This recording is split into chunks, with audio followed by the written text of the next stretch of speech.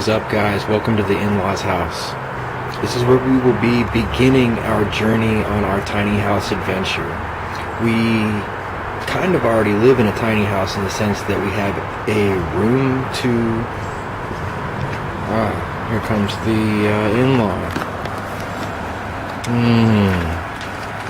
New Prius, well, at least new to us. He seems very proud of that. Alright guys, well, as I was saying, it's kind of already like we live in a tiny house in the sense that we have a single room for rent, and it is a standardized size room, 10 by 10, with no walk-in closet. In addition to the 10 by 10 that we stay in, we also have most of my man cave type stuff in the garage here. You can kind of see, like, at this point in my life, I have accumulated so much extraneous stuff, whether it be related to my business, whether it be related to my hobbies, whether it be related to my cars, whether it be related to whatever it is that I'm working on. There is just like this accumulation of stuff. It's gonna sound really cliche. The more things that I possess, the more these things seem to possess me.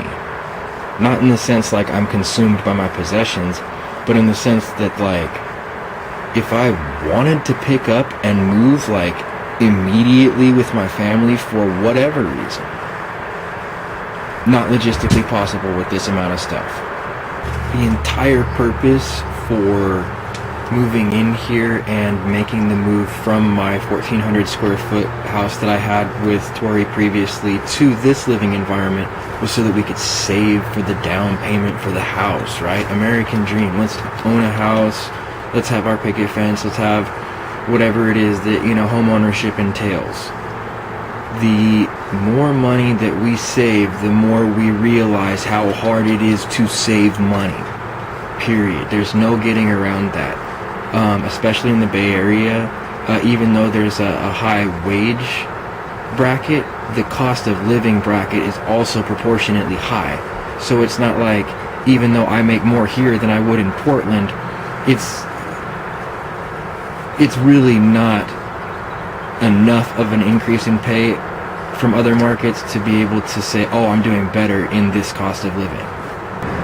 Push come to shove, at the end of the day, you realize that you have like one swing at the plate to be able to get your initial down payment together to make that decision fiscally that's going to kind of springboard you to wealth long term in your life.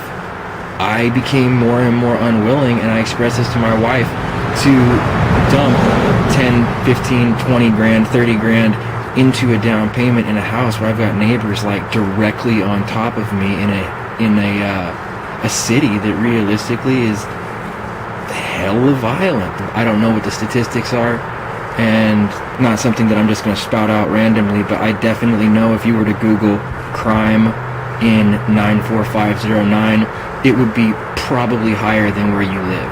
So that's the reason why we wanted to explore kind of, you know, do we really want to dump our down payment here? Do we really want to drop this cash that we're saving up, you know, really busting our asses to save up? Do we want to drop that on this?